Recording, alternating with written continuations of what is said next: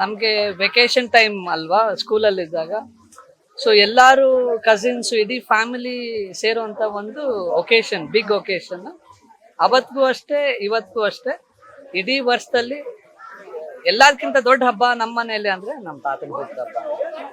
ಎಲ್ಲ ಸೇರ್ತಾ ಇದ್ರು, ಒಂದು ವಾರದಿಂದಾನೇ ಇಟ್ಕೊಳ್ಳಿ, ಎಲ್ಲ ಪ್ರಿಪ್ರೇಷನ್ ಮಾಡ್ತಾ ಇದ್ವಿ.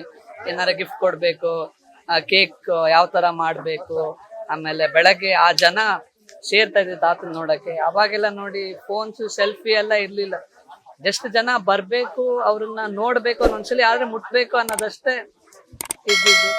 ಆ ಆ ಇದು ಮೆಮರೀಸ್ ನಲ್ಲಿ ಯಾವತ್ತೂ ಮರೆಯಕ್ಕಾಗಲ್ಲ.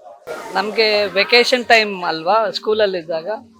ಸೊ ಎಲ್ಲರೂ ಕಸಿನ್ಸ್ ಇಡೀ ಫ್ಯಾಮಿಲಿ ಸೇರುವಂತ ಒಂದು ಒಕೇಶನ್, ಬಿಗ್ ಒಕೇಶನ್. ಅವತ್ತಿಗೂ ಅಷ್ಟೇ ಇವತ್ತಿಗೂ ಅಷ್ಟೇ, ಇಡೀ ವರ್ಷದಲ್ಲಿ ಎಲ್ಲದಕ್ಕಿಂತ ದೊಡ್ಡ ಹಬ್ಬ ನಮ್ಮ ಮನೆಯಲ್ಲಿ ಅಂದ್ರೆ ನಮ್ಮ ತಾತನ ಹುಟ್ಟುಹಬ್ಬ. ಎಲ್ಲ ಸೇರ್ತಾ ಇದ್ರು, ಒಂದು ವಾರದಿಂದಾನೇ ಇಟ್ಕೊಳ್ಳಿ, ಎಲ್ಲ ಪ್ರಿಪ್ರೇಷನ್ ಮಾಡ್ತಾ ಇದ್ವಿ.